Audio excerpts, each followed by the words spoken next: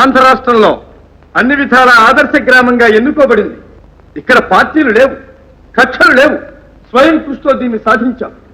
ఈ కృషిలో దినసరి కూలీ తెచ్చుకుంటేనే గాని పొట్టగడవని సామాన్యుడి మొదలు ధనికుడి వరకు అందరూ సహకరించారు. వారందరికీ నా ధన్యవాదాలు. ఇక స్త్రీలంటారా, వారి కుట్టుపనుల ద్వారా కానివ్వండి, చేతి పనుల ద్వారా కానివ్వండి స్వయం పోషకమవుతున్నారు. రైతులు సహకార సంస్థలు నెలకొల్పి సమిష్టిగా లాభపడుతున్నారు.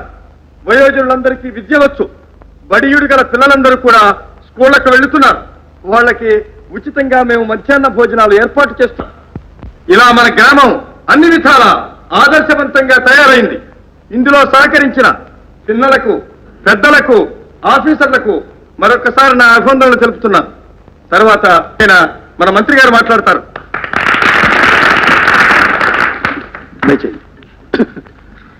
సోదరులారా, ఈనాడు మీ గ్రామంలో మీరు సాధించిన కృషి మన దేశానికి ఒక ఆదర్శం.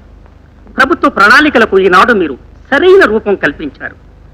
ప్రతి గ్రామంలోని ప్రజలు వారి వారి బాధ్యతలను గుర్తించి పురోగమిస్తే మన దేశం అభ్యుదయాన్ని సాధించడానికి ఎంతో కాలం పట్టదు.